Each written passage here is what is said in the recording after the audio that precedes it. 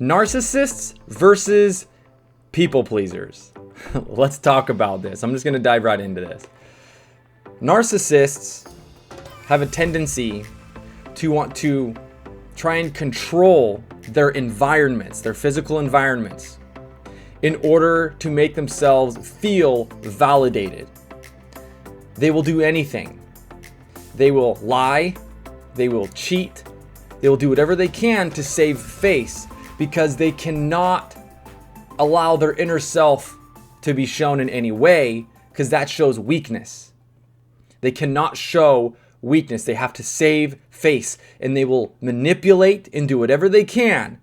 They're very fragile people is really what it boils down to. They have no structure from within. It's all from without is how they're managing their stability. It's all about control.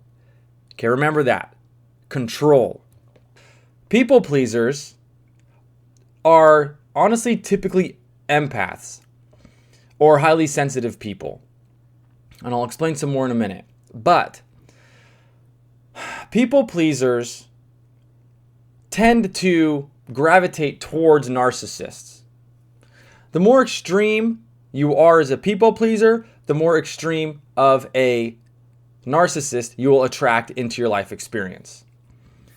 As a people pleaser, your job is to make sure that the environment on the outside is pleasing the narcissist so that that narcissist can maintain his validation. And as a people pleaser, you are not allowed to express your feelings in any way, shape, or form. And if you do try to express your true feelings, it actually threatens and creates conflict with the narcissist. The narcissist cannot express what's truly going on within because the ego is very strong there. It's not safe. They don't want to express what's really going on in here because if they do, they're afraid that they will lose the validation that they're getting from the outside. It will expose something from within that is too scary for themselves. And so that type of energy in any way is shunned or seen as bad. It's seen as weakness.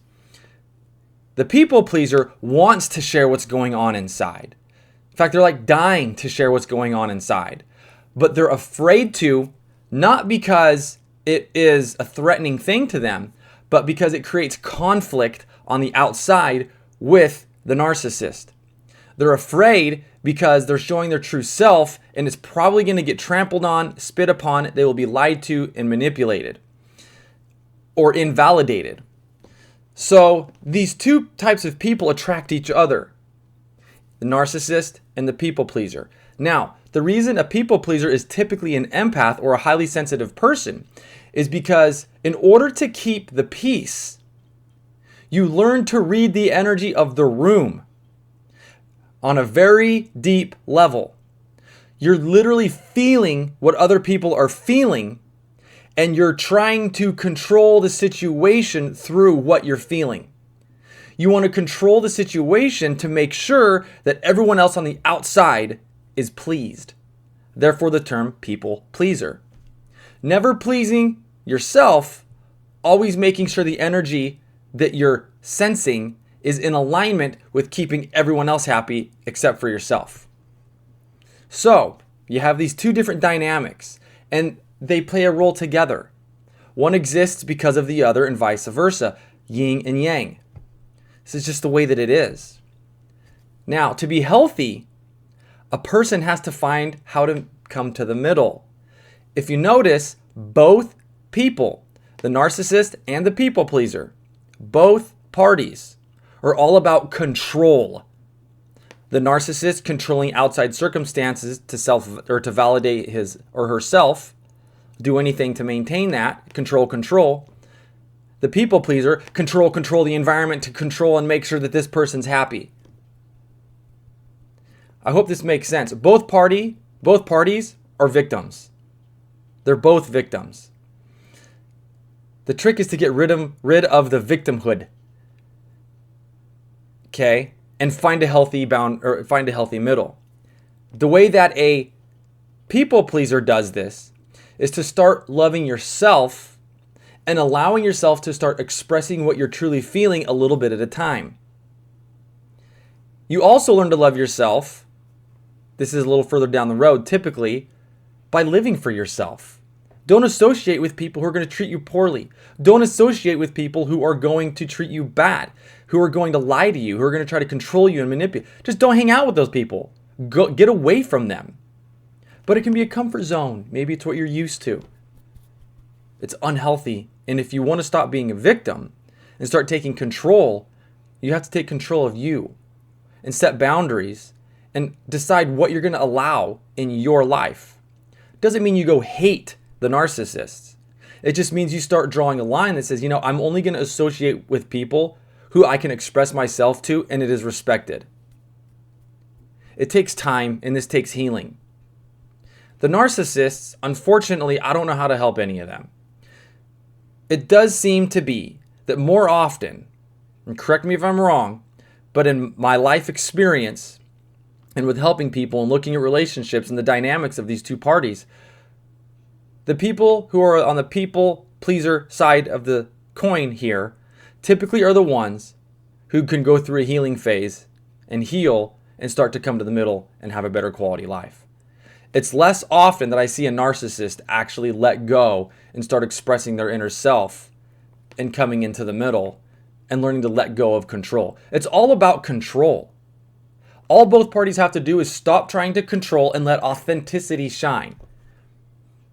When we do that, it will bring us centered. There's some things that go with it, like I was saying, setting boundaries, knowing what you're going to allow in your life, learning to live life on your terms for you in healthy ways while respecting everybody around you. The key, letting go of control. It's key. It's the most number one thing. When you relinquish control and allow the universe to start working for you instead of you trying to make everything happen, that's when the magic starts to happen. You have to let go of control, but that's not easy because the ego says, no, it's not safe to let go. If you do, everything will fall apart.